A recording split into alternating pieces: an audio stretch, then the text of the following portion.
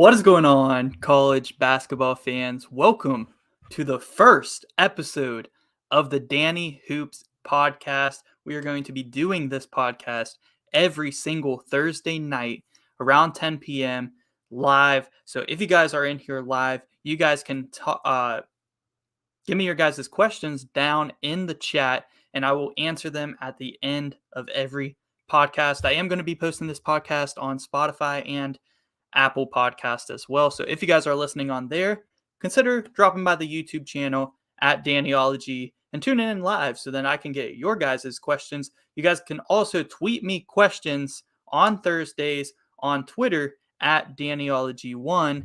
And I'm also always tweeting college basketball on Twitter as well. So definitely go give my Twitter a follow. So I'm ready to get right in to our podcast this week. So a lot of stuff to talk about. We are about 4 weeks into the season, and this is our episode 1. But we are going to be, doing this a lot more often. Like I said, every Thursday. So main takeaway I want to talk about today, though, is the game that just happened, and that was between the number 7 team in the country, Creighton, going into the brand new Moody Center to face the number 2 ranked Texas Longhorns. And what an interesting game, to say the least. Not a very offensive game, especially in the first half. Arthur Kaluma for Creighton, he was really good throughout the first half, maybe one of the best halves of the season for him, really. But not very quiet in the second half. I was very impressed with Texas defensively. The Moody Center was rocking a lot like it was when Gonzaga came in there. And the Texas Longhorns, they remain undefeated. So they're both their tough games, though, were in the Moody Center. I'm interested to see this Texas team play a true road game against a top-tier team. They don't for a while, I know that, but we're going to find more and more about this Texas team. We're going to talk about them later because at the end of the podcast, before with the questions, I am going to give you guys my top AP Player of the Year contenders and my top national championship contenders. And I'm going to give you guys those every single week at the end of the podcast. So you guys can have a little bit of update on who I think are looking like national championship contenders at this point, and also the AP National Player of the Year. So the big story from this Creighton Texas game was Creighton's massive shooting slump. They shot, I think by the end of it, like 3 for 25 from 3-point range. Baylor Shireman, their star small forward, who is a really good shooter, shooting above 40% from behind the arc throughout the season, was 0 for 9 from 3-point range until the end, when he started to pick up heat. The crazy thing is they've only made 1 3, and there's only 3 minutes left in the game, and they're still in the game making a push on the road against the number 2 team in the country to try to win the game. So Texas did end up surviving. They survived Creighton's last-ditch effort there because they were closing in on that gap.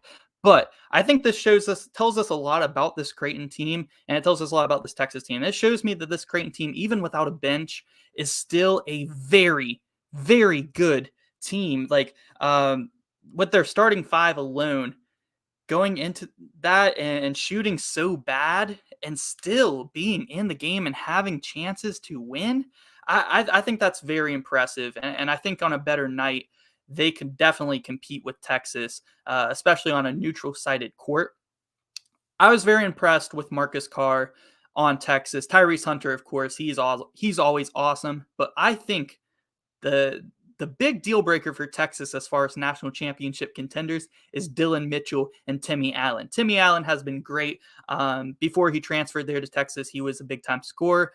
But really, this season, he kind of took a step back. You know, he's letting Tyrese Hunter, Marcus Carr, these guys kind of be the main scorers on the team. But I think whenever they need a bucket, they need to be able to rely on Timmy Allen as well, especially down low. So I think that's a big key for this Texas team. If they can get Timmy Allen going as well, then that's going to be huge. And also Dylan Mitchell, he's a freshman. He's going to improve throughout the season. So I'm very excited about him as well. He was a top 10 prospect coming into the season, still a freshman, still young. He's going to grow throughout the season. Those are uh, big deal breakers there for Texas as far as how far they can go in March. As far as Creighton, Ryan Nimhard, this guy is absolute stud on offense, driving to the rack for being, he's not that tall of a guy. And the way he's finishing around the hoop, so acrobatic, finding ways to get a shot. It's kind of unique, he drives and he can shoot layups off the wrong foot with contact, just acrobatic type stuff. Really good, super good passer. Him and Baylor Scheinman, really good passers, and that really helps this Creighton team. So for a Creighton team that is, one of the better shooting team, one of the better offensive teams in the country, to be shooting so bad and playing so bad throughout this game, and still having a shot to win it at the end against the number 2 team in the country. I think that that's very impressive. I still think Creighton, they can build off this. They need some bounce back wins, but still a top 10 team in the country, no doubt, at least in my opinion. So let's move on to our next topic, because the title of this podcast is called What We've Learned from Feast Week. So we're going to kind of talk about some of the main topics that kind of stuck out to me throughout Feast Week and throughout this week as well. We got to see half of the ACC Big Ten Challenge, half of the Big 12 Big East Challenge. There's still more of those games to come.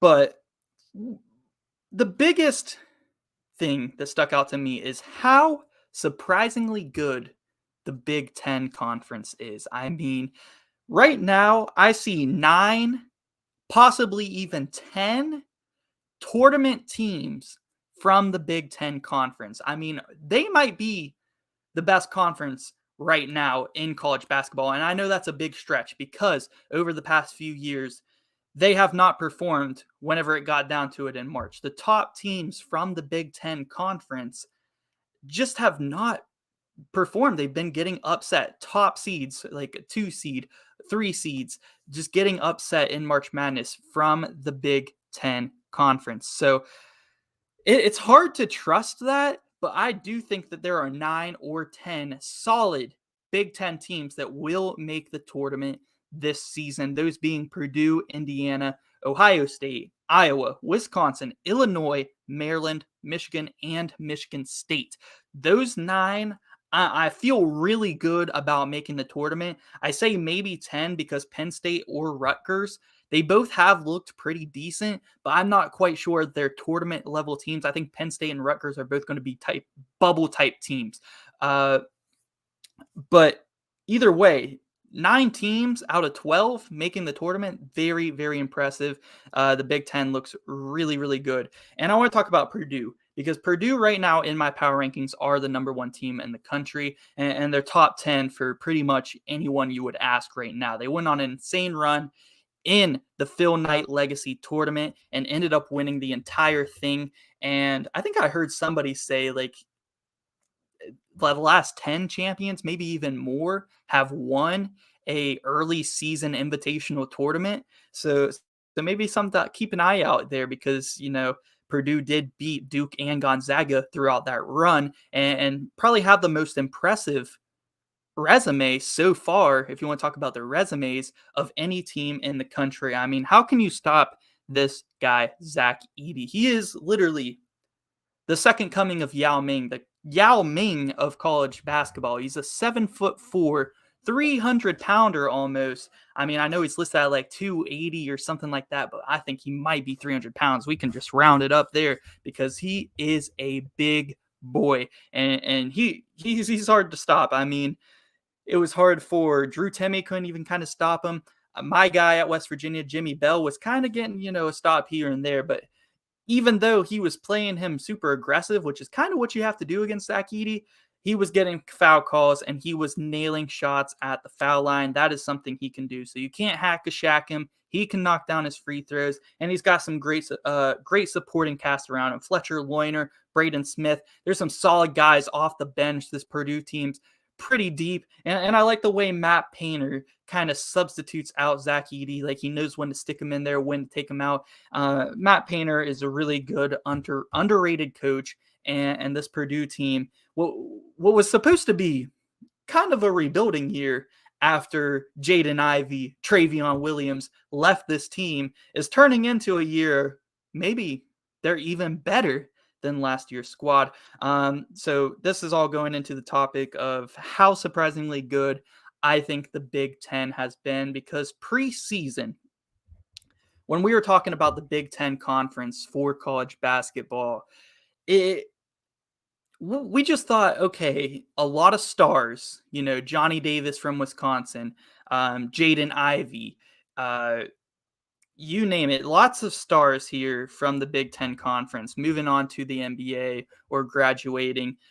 Keegan Murray at Iowa, some that are coming to my mind. There are a bunch more for sure. EJ Liddell at Ohio State, they keep coming to mind. But we thought, all these stars exiting the conference, moving on to the NBA or whatever they're moving on to, the Big Ten's going to have a setback. They might be one of the worst conferences in the league. Still maybe better than the Pac-12, because the Pac-12, not very deep conference over there.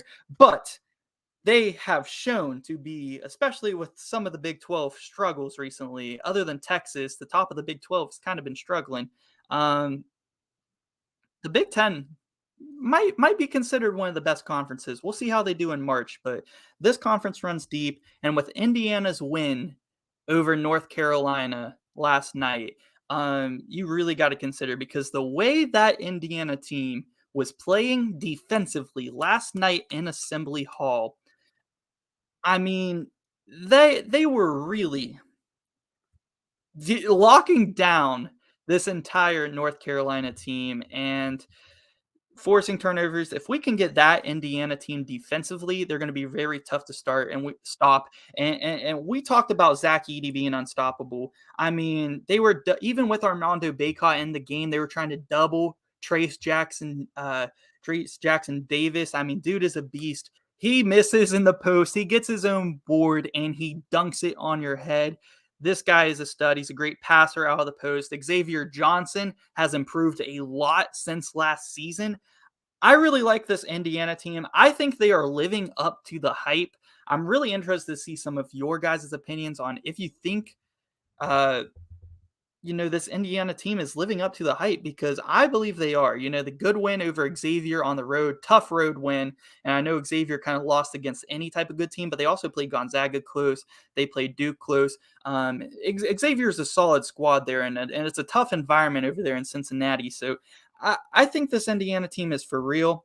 Big win against North Carolina, and I think they're truly living up to the hype, and I'm very, very much looking forward to watching them play more. Also, Illinois and Terrence Shannon Jr., they have been very impressive so far this year. Clear tournament team there. Maryland is undefeated. They play Illinois actually tomorrow on Friday, December 2nd, and I'm looking forward to seeing that early Big Ten matchup between Illinois and Maryland. I think that it's going to be really fun, and we're going to learn a lot about Kevin Willard's Maryland Terps team here real soon, because they haven't really had too much competition so far. They have some decent wins, some wins over Power 5 opponents, but no ranked team, no team like Illinois have they seen yet. Also, you got other teams like Ohio State. Yeah, they lost to Duke, but I still think that they're a lower seed tournament team. I think they're going to get in. Iowa, Chris Murray, most improved player for sure. I mean, he looks like his brother Keegan Murray from last year. It's really like they left, the other one came in. He dropped 30 points and 20 rebounds a few days ago against Georgia Tech. That is a Power 5 opponent, and you are dropping 30 and 20. As a forward, I mean, I was so impressed. Chris Murray has been very, very impressive in this Iowa team. Definitely a tournament team. Wisconsin was a team who lost Johnny Davis, lost a few other pieces. I didn't think that they would be, I mean, maybe, a bubble team, but I think they're looking like they're going to be a lock for the tournament. Wall, their forward, is a mismatch problem. They play very good defense. I think Greg Gard up there, he definitely deserves a lot of props because he is a very underrated coach in college basketball. They're coaching for Wisconsin, and I think they're a lock to make the tournament as well. Michigan just got done. They lost to Virginia, and we're going to talk about Virginia later. Sneak peek to the end where we're going to be talking about our national championship contenders. But Michigan was in that game. Juwan Howard's son, the freshman star, Jet Howard, has been looking very good so far for Michigan, and I think he's going to improve throughout the season as well. Of course, they got the big dude, Hunter Dickinson, down there as well. I think at the very least, they're going to get a lower seed in the tournament, kind of like last year, and usually they make a run in the tournament. So you got to look out for Michigan. Michigan State, how about the Spartans, man? They got some good wins, probably considered quad one wins already this season. Lost by 1 point on the Navy ship there to Gonzaga in a close one. Got a big win over Kentucky, a Kentucky team who I think, don't know for sure, but will improve throughout the season and show to be a better team, and a good win there for Michigan State. Struggles as of late, I will admit. They just lost to Notre Dame last night, but I still think this Michigan State team is probably a tournament level team for sure, and you never can count out Coach Tom Izzo. Joey Hauser looks like the guy there in Malik Hall. If they can get them going, definitely look out for Sparty. Other than that, Penn State and Rutgers. I think Penn State really needed that win where they lost, I think, was it double overtime or triple overtime against Clemson the other night. I think that road win right there would have gone a long way. That non-conference road win against a Power 5 opponent would have definitely gone a long way for Penn State as far as making the tournament. Rutgers, they might have a chance. They're bringing back a really good defender in Caleb McConnell, who feels like he's been playing forever now. And they also got their center who is really good and underrated down low. So I think Rutgers could be a bubble team. Definitely look out for them. So possibly 10 teams out of the Big Ten making it to the big dance, and I think that's very impressive considering what me and a lot of people consider the Big Ten to maybe supposedly going to have a down year this season. So my next topic, we talked about Indiana and their big win over North Carolina. Let's take a look at the flip side of things. We talked about the good teams that have really impressed me thus far this season. Let's talk about some of the teams having struggles that we kind of didn't expect. And a lot of those teams happen to be some blue blood schools. And first, let's talk about the team that did lose to Indiana last night, North Carolina, because that was their third loss already on the season out of only 8 games. The team that was the consensus for most people to be the preseason number 1 team in the country is already 5-3 on the year, with their best win being against the College of Charleston, which I will say is a really good team. But that being their best win as the preseason number 1 team coming in, almost like considered to be the number 1 team by everyone, it's very disappointing. And this reminds me almost of UCLA last year. UCLA in 2020 made it to the Final Four from the 11 seed with Johnny Davis. They had a lot of preseason hype coming into the next year. A lot of people thought they should be the number 1 team coming in because they were returning a lot of the players from that Final Four team, although they were 11 seed and weren't all too special throughout the season.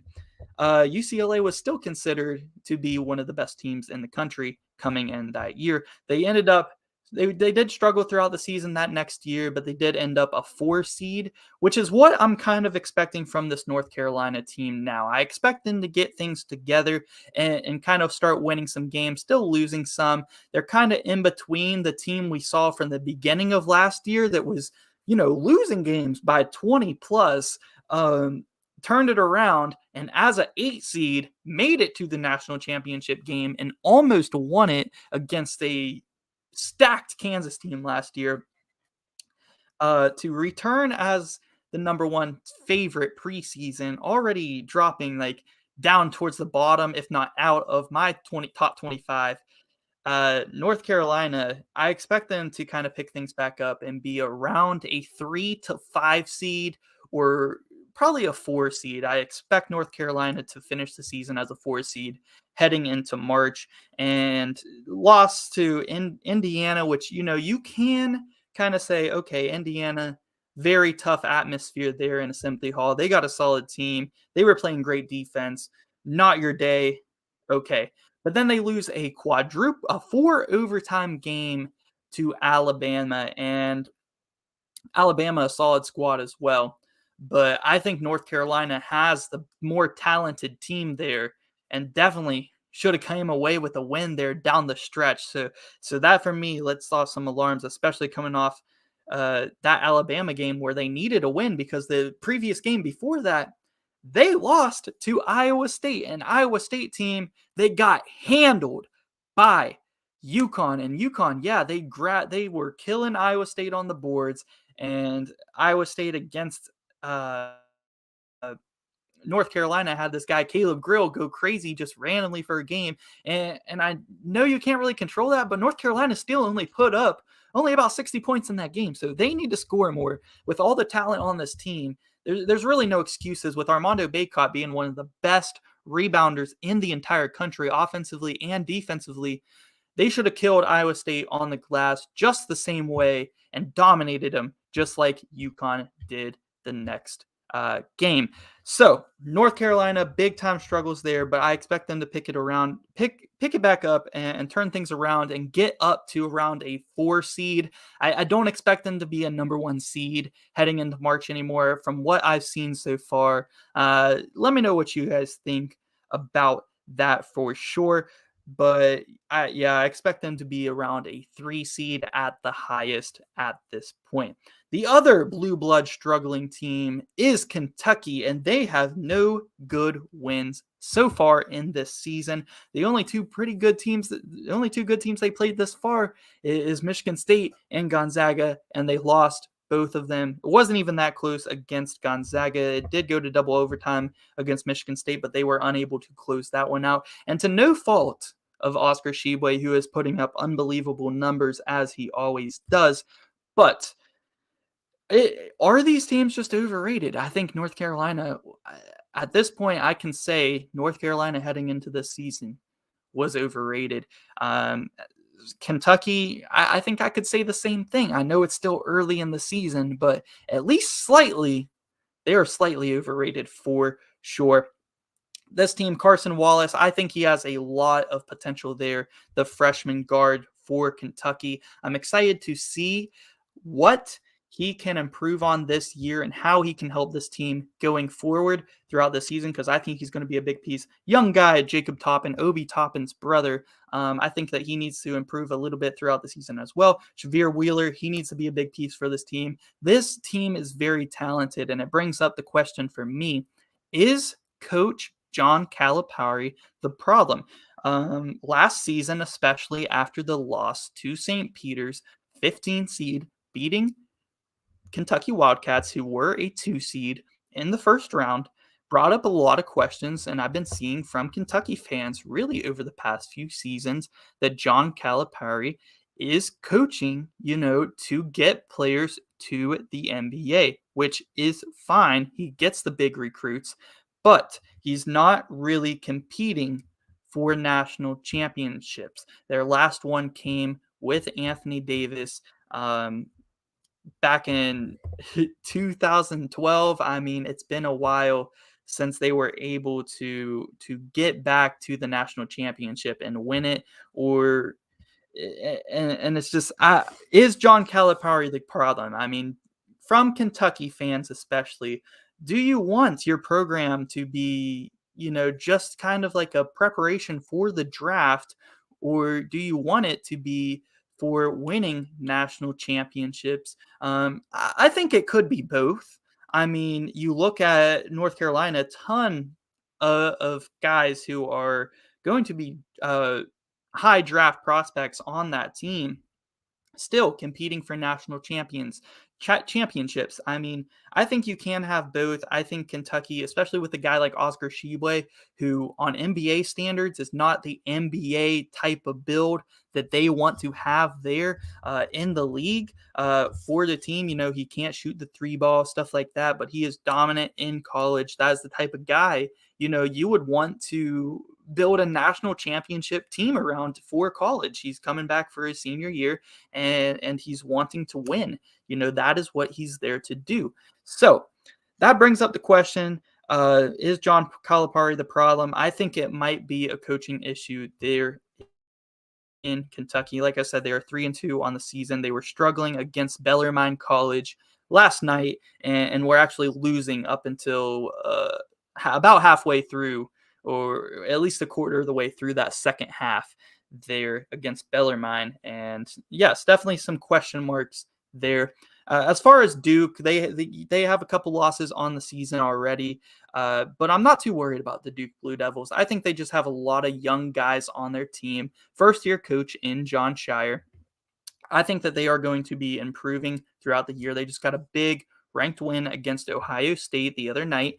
And like I said, some freshmen on their team. Kyle Flabowski has been nothing but outstanding so far. Jeremy Roach, a veteran point guard, has been very good so far this season, but they have had some injuries with their young players and Derek Whitehead and Derek Lively. And I think those two players who have the potential to be maybe their two best players when they are fully 100% and can get fully going in the college game. So I look for them two players specifically to improve a lot and help this Duke team improve as well. I think Duke could easily still get up to around a 2 or a 3 seed by the end of the season. So now let's start moving in to some of the quick other teams that have really impressed me so far throughout Feast Week. And then we are going to get to my top AP Player of the Year contenders and my top national championship contenders. And after we get through those, I will take your guys' questions in the chat and we will talk about them here on the first episode of the Danny Hoops podcast. Very excited to keep continuing to do this podcast every Thursday. I love college basketball, and I'm very happy it's back. So, some of the other teams that have really impressed me throughout the tournaments, one of them being the Virginia Cavaliers, just picked up a big win against Michigan on the road, and you know, a tight game. They were losing a little bit throughout that game, but able to close it out. I think that that is so impressive. They're such a well-coached team, a veteran team, a lot of good forwards. They're, you know, weren't playing their best throughout that game defensively, but this team is one of the more elite defensive teams in the country, maybe the most elite defensive team in the country. And I think Virginia has a lot of potential. We'll get to them later on in the national championship contenders portion of this podcast. But Virginia really impressed me, beating UCLA, or no, not UCLA, beating Illinois and Baylor in the same tournament. Very, very impressive wins there. Also, Arizona. Arizona has impressed me a lot. I actually need to get a score update on that game because they were losing to Utah. But I have been very impressed with Arizona throughout this year. Got a neutral site win over this really good Creighton team, which I think is more impressive than the win in the Moody Center against Creighton. And as I'm saying this right now, we have a live podcast alert, upset alert, as Utah is defeating Arizona 81-66 with 18 seconds left in the game. So Utah will defeat the number 4 team in the country, Arizona, and upset them. Definitely have to take a deeper look into that game later on. So Utah really impressed me during Feast Week. which is what I was going to get into. Uh, definitely, just big loss there to the Utah Utes. So that took a turn really quickly. Texas, big win tonight. We talked about them earlier. Again, we're going to get to them really soon. Even though Creighton did lose to Texas and to Arizona, I've been very impressed with their performance. They're in their Feast Week tournament, looking like one of the best offenses in the country, looking like maybe the best starting five in the country now that North Carolina has for sure had some struggles so far this season. So yeah, very impressive wins there. Also, quick honorable mention for Feast Week, Maryland. How about Maryland? Maryland won their early season tournament and first season under head coach Kevin Willard, a guy who got replaced there at Seton Hall by Shaheen Holloway, doing some looking to be a really good hire there for the Maryland Terps. So now let's get into my AP Player of the Year contenders so far. Usually I'm going to give you guys about 5 to 6 players, and for my national championship contenders, I'm going to give you guys my top 3 national championship contenders every week at the end of these podcasts. So for the AP Player of the Year, I think I have 8 names written down right here, and to narrow it down to 5 or 6 is going to be pretty tough. So I'm going to have about 5 or 6 with some honorable mentions as well.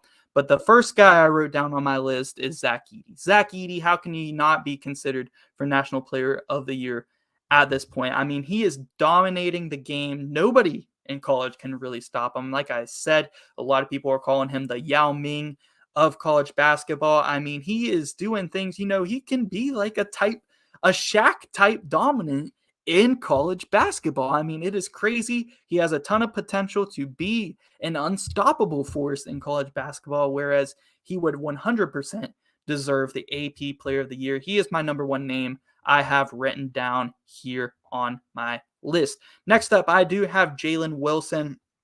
I don't know if Jalen Wilson is going to stay on this list. I do expect him to put up a lot of numbers, but I don't know if he's going to win the AP Player of the Year. This Kansas team, I'm trying to get a hold of, get a grasp of this Kansas team. I don't think they're as good as last year's national championship Kansas team. I do still think they are for sure a top team in the country, but I definitely think that Jalen Wilson, with the numbers he's been putting up, deserves a spot on these AP Player of the Year contenders at this point. Another guy I've written down, Terrence Shannon Jr. for the Illinois Fighting Illini. This guy has been putting up tremendous numbers so far this year, very much improved on his three-point shot heading into this season, hitting a ton of threes, and I have been very impressed with him, and I think he can lead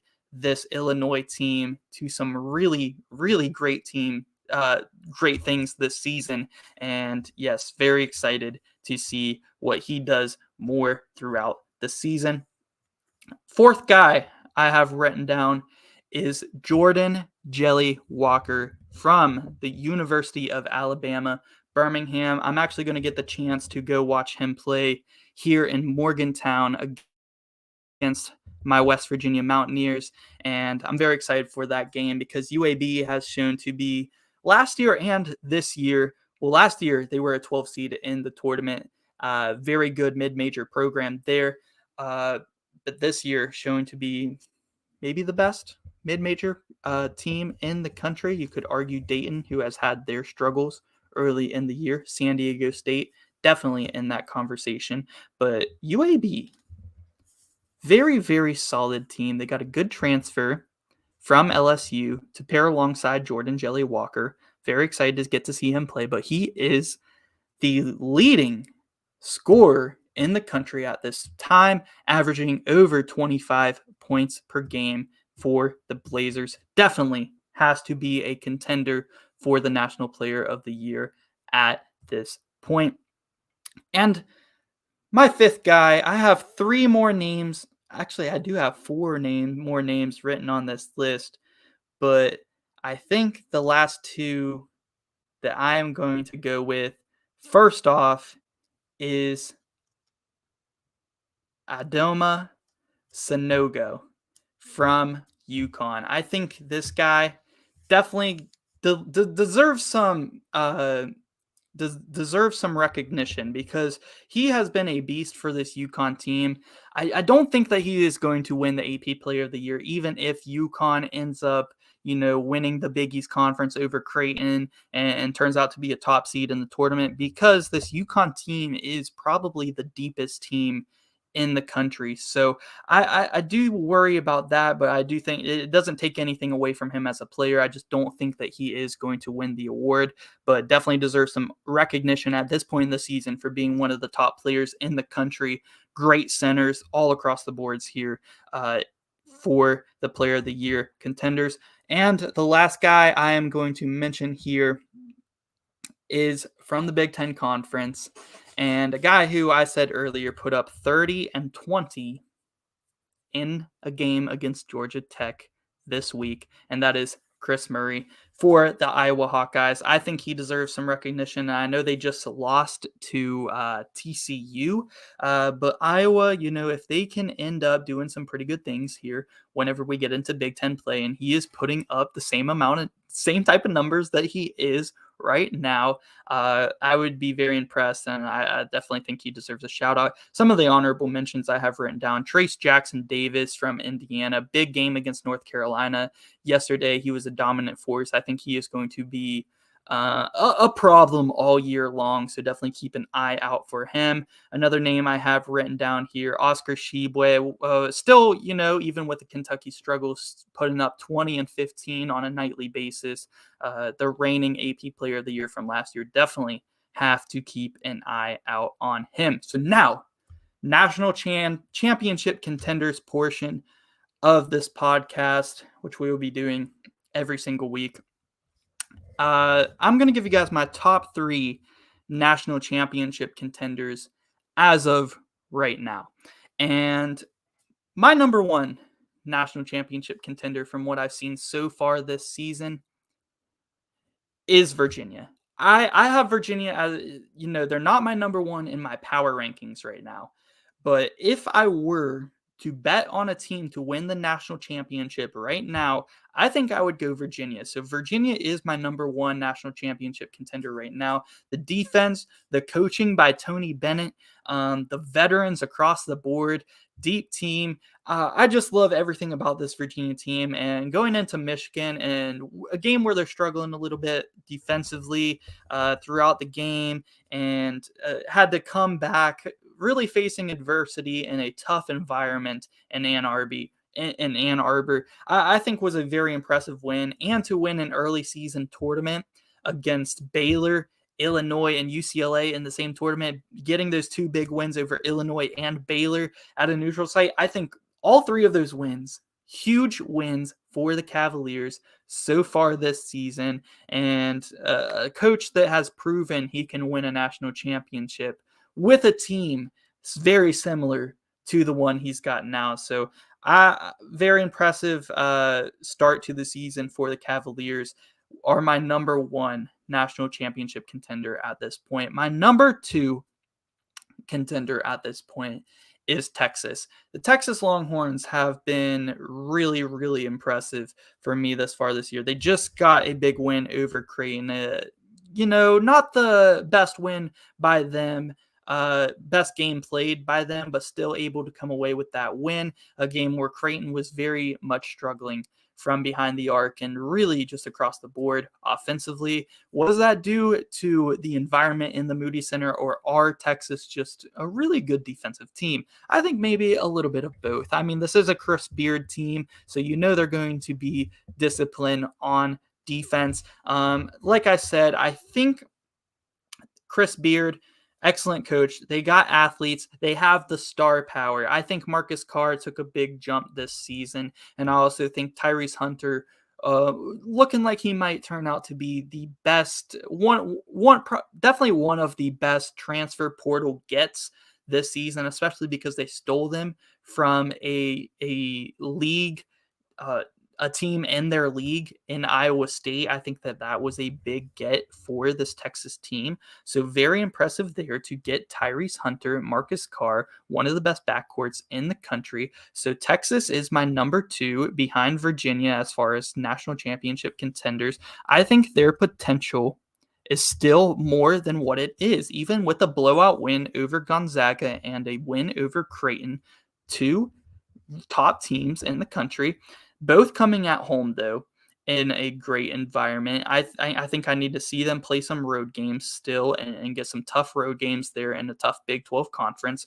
But I think their potential lies in Timmy Allen stepping up a little bit more. I think if they can get some more buckets out of Timmy Allen down low, that is only going to open up more opportunities for Marcus Carr and Tyrese Hunter behind the arc. And I think that is going to be very valuable. And also, Dylan Mitchell, the freshman, I think a lot of their potential for how far they go this season has to do with Dylan Mitchell. I believe he is the X factor for this Longhorn team. He showed a lot of potential in this Creighton game. Very, very athletic. And Chris Beard, he's really good at coaching athletes like he did at Texas Tech. So I think Dylan Mitchell defensively and offensively has a ton of potential, and he could help lead this Texas team very far. I don't know if he'll be the leader because there are other stars on this team, but if he can break out, it will be a big piece for how far they can go. Dylan Mitchell, not the best shooter from behind the arc at all, but ton of potential there in Austin. And my third and final national championship contender at this point in the season is the Houston Cougars. The reason they are number 3 is because, they haven't really played anyone all too great so far this season. We are going to get to see them play some better teams here soon. But I think Houston is going to have a very good record at the end of the season. I do think that they are probably going to end up getting a 1 seed or 2 seed at minimum by the end of the year because they do play in an AAC conference that is not that great. Memphis is in there. I think Memphis is a tournament team. Other than that, not many tournament teams going to come out of the AAC conference. So they're going to be able to have a really good record by the end of the year. And I think Houston is going to be a top seed. They're going to have a lot of potential to go far. Great defense there, great athletes. And again, the coaching is so, so important. And head coach Kelvin Sampson, very underrated head coach there for the Houston Cougars. And definitely up there. The only reason they are number 3 is because they have not really played anyone. They did get a win on the road at Oregon, but Oregon has shown to be not that great. A lot like Texas's potential in a freshman in Dylan Mitchell, I do think Houston is a little bit similar. I think they have some veteran guards there with Sheed and, of course, Marcus Sasser. Very solid team, very lengthy, athletic, defensive, very stingy on defense. Great team there. But their freshman star, Jarris Walker, starting center, I think can improve throughout the season and be an absolute star by the time we get around to March Madness. So definitely keep an eye on Jarris Walker for the Houston Cougars. Houston also has a few bench pieces that I think are going to improve throughout the season. They do have this one guy, can't quite put my finger on his name, but he comes off the bench. He is a freshman as well. I think if he can improve throughout the season as well, can help this Houston team go far. So my national championship contenders, my top 3 at this point in the season, we have Virginia, number 1, Texas Longhorns, number 2, and the Houston Cougars as number 3. Honorable mentions, we have Purdue, Indiana, Creighton, UConn, and Arizona, all teams to look out for this year, and that may just sniff my list in next week's podcast. So I hope you guys enjoyed that portion of the podcast. We will be doing this every single week. And at this point in time, do we have any questions in the chat before we head out of here? Definitely let me know.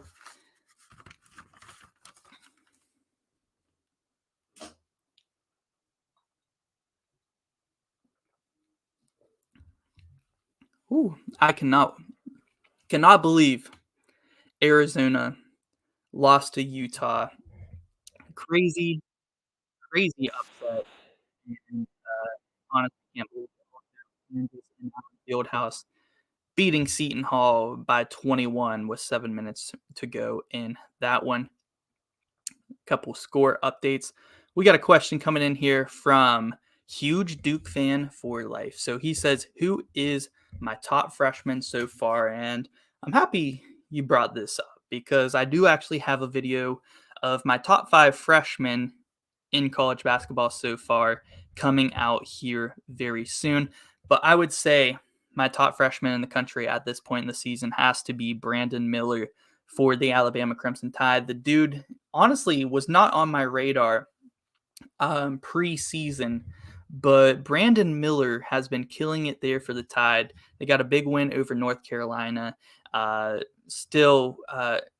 no, they did lose to UConn, so they aren't undefeated. But, still a guy who is going to have to improve to show up in those huge games, but he is going to have plenty of opportunities to do that throughout conference play in the SEC. So Brandon Miller, I'd got to give the nod to so far. Some other mentions: Anthony Black for Arkansas. He really broke out in the Maui Jim Maui tournament. Definitely keep an eye out on him. He, wasn't putting up the best numbers early in the season, but now looks to be an absolute superstar. Nick Smith Jr. yet to play there for Arkansas, but he's another guy. Can't put him on that list so far because he hasn't played other than one game where he barely played. And another guy, a guy for Duke, Kyle Flipowski, has been a stud there for the Blue Devils down low. And when Derek Lively and Derek Whitehead get going as well, Kyle Flipowski, surprisingly, on a team where Duke got a lot of top freshmen, uh, Kyle Flipowski looking like the guy who has been the best guy so far by far. I mean, he's putting up some insane numbers and doing some good things there at Duke. There are some other freshmen.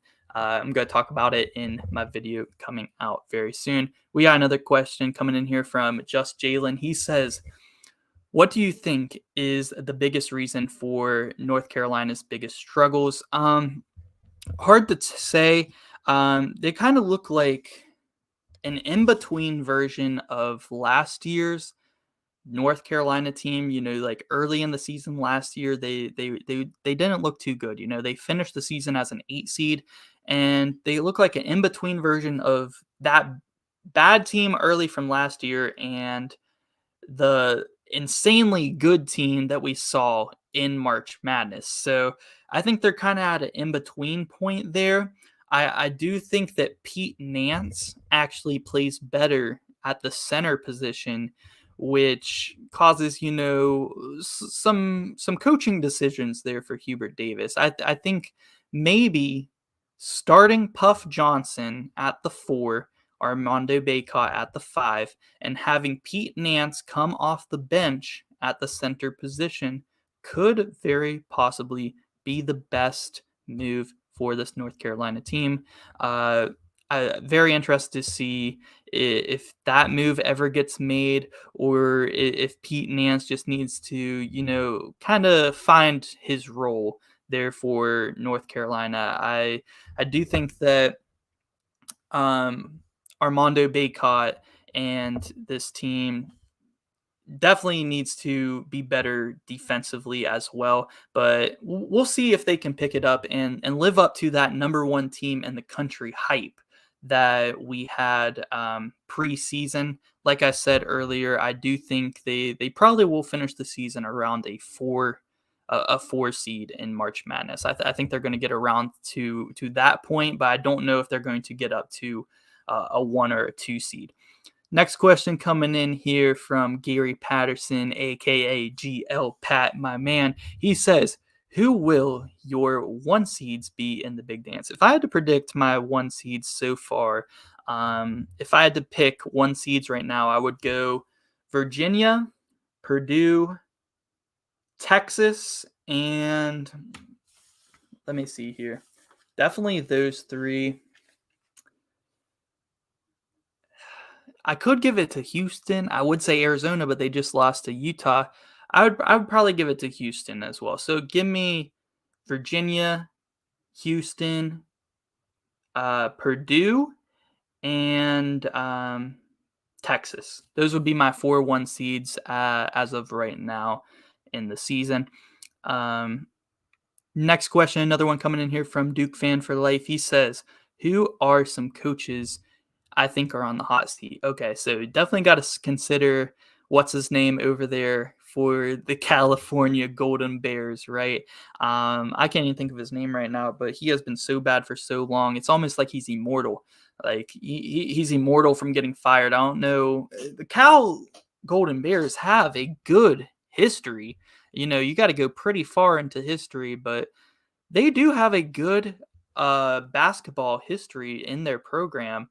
Uh, I don't think California has won a game so far this year, and definitely a guy I believe should be on the hot seat. Another guy who, as a WVU fan, I really hope doesn't get fired, but that is Jeff Capel at the University of Pittsburgh. They did get a win, a 20-point road win over Northwestern, which might help his case to staying hired. I hope he stays hired, but I do think that he deserves to be fired. He has been pretty bad there at Pitt for years. I don't think his teams have ever beat West Virginia in the backyard brawl. We beat them on the road by over 20 points this season. Jeff Capel, who had a lot of hype after being an assistant there for Coach K at Duke whenever he took the Pitt job, definitely, I think, deserves to be fired. Louisville has been terrible this year, but they just brought in a new guy. My top two would definitely be the coach for the Cal Bears. Can't think of his name at the moment, but then definitely Jeff Capel at Pitt. Another question coming in here from my man Jalen. He says, what's stopping you from thinking Illinois can be a title contender? I wouldn't say that. I definitely think they could probably be a title contender. I'd probably put them as a Final Four contender as of right now. I just don't think I could put them above the 3 teams I have as title contenders right now. I definitely think that they could get to that point. They have a superstar on their team in Terrence Shannon Jr. They have Michael Mayer, the transfer from Baylor, who has won a national championship with the Bears, who I think could, he hasn't been all too great so far this season, but I think he could be a big piece there. I also think that Sky Clark definitely needs to be improving as their starting point guard. He is a freshman, and like I said about a lot of other freshmen throughout this podcast, I think that he definitely is going to have his opportunities to break out and be that guy for Illinois. So, and they got some good bench pieces there as well. I do like their center Dane Danja. They do have Coleman Hawkins there as well, and Coleman Hawkins I'm a little bit iffy on, but then out of nowhere against who was that? Against Syracuse the other night, he had a triple double. So Coleman Hawkins, maybe very underrated for Illinois, and this team looking to be pretty solid. So I'm keeping my eye out on Illinois, and if they keep doing good things here, definitely going to be a title contender for me. But we did get to see them against UCLA, get a big win against them, and play a good game against Virginia, but Virginia ultimately beating them, which Virginia is my number 1 title contender right now. So not a bad loss at all. So I'll keep my eye out there for Illinois for sure. All right, we'll take a couple more questions here before we end episode 1 of the Danny Hoops podcast, but really enjoyed this. Definitely going to continue to do this every single Thursday night at 10 p.m. Eastern. So I appreciate you guys stopping by. If you guys are listening to this podcast on just the voice version or the audio version on Spotify and Apple Podcasts, definitely consider going over to YouTube and typing in Dannyology to watch the video portion of this podcast. And if you guys are in here live, I will take your questions at the end, like I will every Thursday. So definitely consider doing that if you are listening to the audio portion, subbing on YouTube. So a few more questions. We'll take these last two questions before hopping out here. Another one here by Gary Patterson. He says, is there a team that can stop Texas? Short answer would be yes. I definitely think Virginia. I think Creighton can hang in there with Texas, maybe on a neutral-sided court. But in a game where they're not shooting absolutely atrocious, like most of the game they were shooting 5% from behind the arc. I do think Creighton can keep up with them. I do think Virginia would be a really good matchup with Texas because they have so many great defensive guards.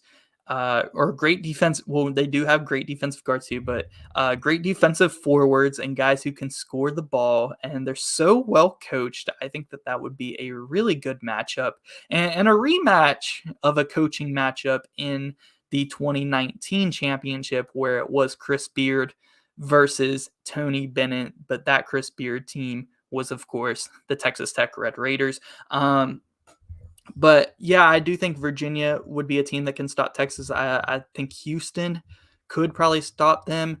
It's hard to tell so far because Texas is they haven't played any road games really, any true tough road games. So throughout the Big 12, we will find out. But yeah, I definitely think there are teams that can stop Texas, but definitely a top national championship contender for me at this point. Two bigger wins of the season, both coming at home though. So I need to see them pick up some road wins for sure. Last question for the podcast. My man Duke fan again, coming in here saying, who are your early coach of the year contenders right now? Very good question. I'd like to see Kelvin Sampson win it. I don't think he's won one yet. Actually, I'm not really sure.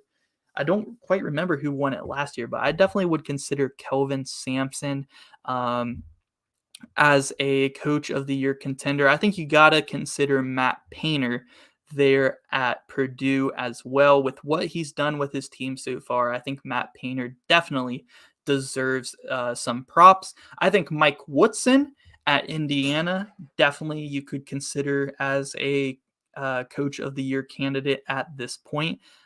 Big wins against North Carolina and Xavier so far, and it looks like Indiana's living up to that hype. And he's back at his alma mater. I can't pronounce it right now. I don't know why, but back where he played and went to school, and looking to maybe bring this blue blood program Indiana back to being a top contender in college basketball. So I definitely think Mike Woodson, Matt Painter, and Kelvin Sampson are guys to keep a look on. You could say Chris Beard, another one, Tony Bennett.